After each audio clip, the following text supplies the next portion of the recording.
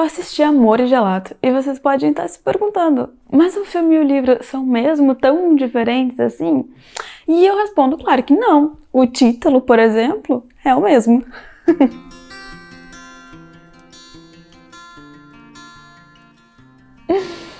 Oi, eu sou a Lana, esse é o Mais Livros que Amigos e, minha gente, eu assisti o filme Amor e Gelato, que é baseado e muita ênfase no livro Amor e Gelato. Já vou me adiantando que sim, eu tenho muitas opiniões sobre esse filme, mas antes de eu começar a falar sobre ele, não se esqueçam de já deixar aquele gostei no vídeo, se inscrever no canal se tu for novo por aqui, que isso ajuda muito o YouTube a entregar esse conteúdo para mais gente e, consequentemente, me ajuda a continuar crescendo. No início, a Netflix até tentou vender como uma adaptação no começo de tudo, assim, né? Mas a Netflix, que não é boba nem nada, quando percebeu que tava ficando tudo muito diferente, ela já lançou o trailer logo como baseado, né? Por quê? Porque sabia que ia desagradar uns fãs de livros por aí. E o fato de trazer como um filme baseado no livro e não como uma adaptação, daí muitas brechas para eles poderem mudar o que quiserem no filme, né? E é o seguinte, as mudanças são realmente muitas, o filme em si não é de todo ruim, não, só não é a mesma história que a gente leu no livro. Então, na hora de assistir o filme, já é melhor ter isso em mente. Se desprende totalmente de toda a ideia que foi passada no livro, que não é isso. Igual mesmo, só tem o nome, a premissa talvez até seja bem parecida, se ignorar todos os detalhes. Resumo do resumo, a Alina vai pra Itália depois da morte da mãe. É isso, essa pequena parte é igual. Porém, depois disso, é tudo bem diferente. Não esperem encontrar a mesma história, mesmo que os nomes ainda sejam os mesmos. Por exemplo, a Alina não vai para Florença, ela vai para Roma. A viagem não é feita porque a mãe pediu para ela ir passar um tempo com um amigo querido. Ela é feita porque era uma viagem de formatura que a mãe e ela tinham planejado fazer juntas antes dela morrer. A Francesca existe no filme e é uma parte muito importante nessa história, muito mais até do que o Howard, inclusive. No filme, a Francesca não é só uma ex-amiga da mãe dela, ela é a madrinha da Lina. Inclusive, o Howard é apresentado como primo da Francesca, algo que a gente não já conseguia ver nos trailers, que seria diferente do livro, claro, né? Se tu não viu o meu vídeo anterior, que eu faço uma análise detalhada de todas as diferenças que tem nos trailers, eu vou deixar aqui nos cards, ou aqui. Enfim, outra grande, imensa diferença entre o livro e o filme é que o Howard é um professor de artes e não um coordenador do Memorial da Guerra. A Lina não chega nem a ver um cemitério dos soldados, algo que faz toda a estranheza e o sentimento de não estar em casa, que a gente percebe muito na Lina do livro, simplesmente não existir no filme. Inclusive, sobre a personalidade da Lina do livro e do filme, as duas são pessoas completamente diferentes. Enquanto no livro, ela parece muito mais corajosa, que vai atrás das coisas, que se joga de verdade na aventura de sair a cata do pai dela na Itália. No filme, a Lina, sinceramente, ela é meio chata.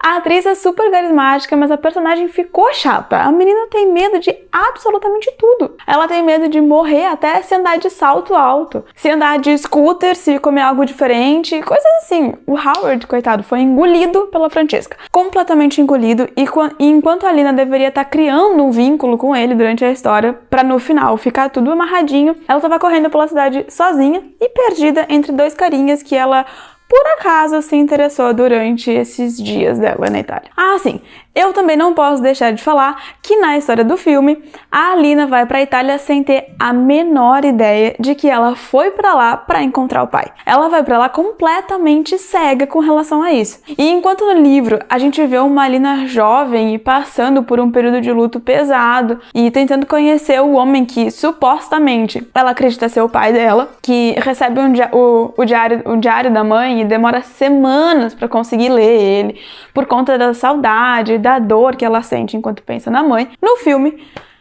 é bem diferente.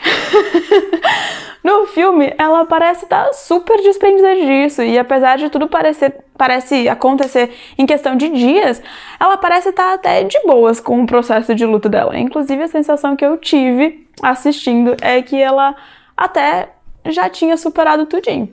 Muito estranho, mas ok, né? Claro, também houve ali algumas mudanças de personagens. Por exemplo, Thomas ou Tomás, depende de como tu leu, virou Alessandro. que teve um super arco de ai, minha vida de herdeiro, como é difícil, ai, como eu odeio meu pai não me entende, e simplesmente não foi finalizado. Mimi, que seria o interesse romântico do Ren no livro, no filme é a Jill, e achei ela bem desnecessária também. Se não existisse nessa nova história, não faria a menor falta. É isso, a história dela e do Ren é outra coisa que não tem muita finalização. A Francesca é outra personagem que teve muitas mudanças. Eles meio que uniram a personagem dela com a da Sônia do livro, que é uma coisa que eu já tinha comentado que poderia acontecer, né? Mas mantiveram o nome original. O Howard, Ren ou Lorenzo no filme, Ed e Lina se mantiveram, mas com pequenas mudanças no background de cada um e com algumas pequenas características diferentes. Com relação ao andar da história, eu senti falta de muitas coisas. Por exemplo, a construção do relacionamento da Lina e do Howard ficou muito em segundo plano, até que no finalzão mesmo, o Howard diz que gostaria muito de adotar a Lina, que ela pudesse ter nele uma imagem de pai mesmo, e isso fica tudo muito jogado, porque até aquele momento não existe nada que encaminhe o relacionamento deles para esse lugar, sabe? Fica completamente jogado. Realmente, parece que foi só pra fazer esse link que tem no livro, daí tem no filme também. Outra coisa que ficou meio jogada ali foi as mães do Lorenzo.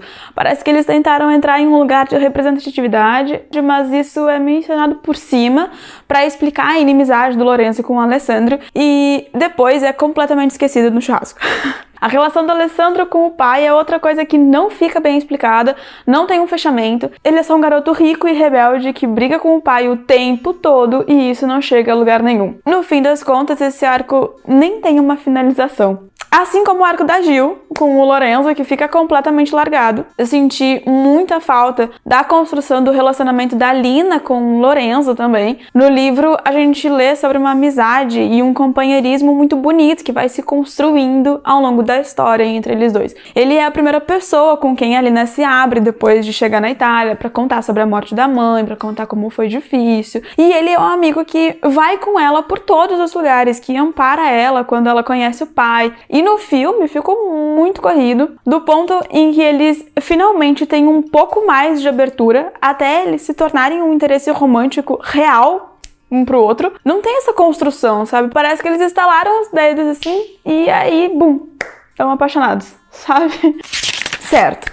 Acho que passei por todas as coisas que eu não gostei, mas também tiveram coisas boas sim. Por exemplo, gostei muito da ligação que eles fizeram da Lina com a fotografia. No livro a gente sabe que essa é uma coisa muito importante para a mãe. No livro, inclusive, a mãe dela segue a carreira de fotógrafa, mesmo depois de voltar da Itália. No filme isso não parece ficar muito claro, mas pelo que deu a entender, acho que ela largou. Mas gostei que tivemos isso por parte da Lina. Parece que ela é a que vai ser a fotógrafa da família, dali em diante. Gostei muito também que eles fizeram um link entre as experiências que a Lina tá tendo na Itália e que a mãe dela, e com as que a mãe dela teve e que ela lê no diário, né? Tipo, quando ela lê que a mãe dela tá se apaixonando, ela também tá. Quando a mãe sofre uma desilusão com o amor dela, a Lina também. Isso eu achei bem legal, porque meio que conecta as duas, mesmo que a mãe dela não apareça na história, né? Gostei da adição da Ed na história, dentro do novo contexto, acho que fez sentido. Gostei da personalidade da personagem, super enérgica, sempre animada, mas eu achei que a questão dela com as redes sociais foi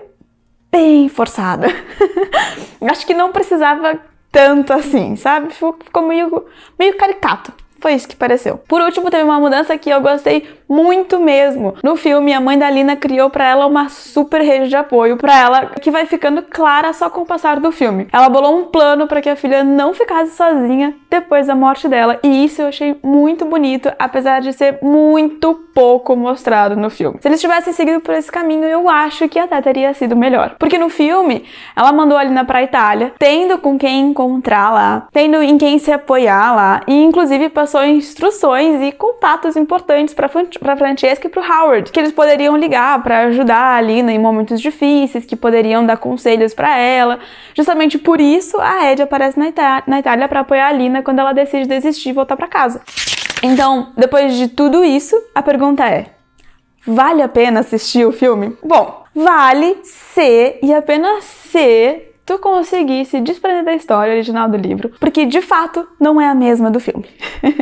Isso fica claríssimo. E mais uma coisa, vale se tu estiver procurando um filminho bem adolescente, no fim das contas é isso que ele é, um romancinho adolescente, nenhum dos personagens são muito profundos, nem os conflitos que eles vivem. Inclusive, alguns conflitos não são nem finalizados, assim, ao meu ver, né? É tudo bem superficial, acho que fizeram isso pra ser mais um filme levinho do catálogo e um pouco mais comercial, porque já tinha uma base de fãs e tal. Não sei o quanto isso pode ser bom se for produzido uma sequência, mas enfim, né? Bom, gente, essas foram as minhas opiniões sobre esse filminho que eu sinto dizer, mas é que eu achei bem fraquinho. Poxa, Netflix, tu me deu Heartstopper, Bridgerton. Amor Gelado era uma historinha bem de boa e até mais fácil de fazer. Ai. Não se esqueça de deixar o curtir no vídeo, se inscrever no canal, hein? Isso é importante. Não posso esquecer. Já estava esquecendo. Teve um triângulo amoroso. Gente, meu Deus, teve um triângulo amoroso completamente desnecessário. Ai, que triste. Eu vou deixar aqui na descrição do vídeo um bloco de notas que eu fiz com todas as coisas diferentes que eu percebi enquanto assistia. Tem alguns comentários também, espero que vocês se divirtam lendo ela. Se vocês quiserem ver com mais detalhes, provavelmente tem mais coisas do que aqui no vídeo. Inclusive, né, talvez... Acho que pode ser que eu tenha deixado passar alguma coisinha por aí. Bom, eu vou ficando por aqui. A gente se vê no próximo vídeo. Boas leituras e tchau!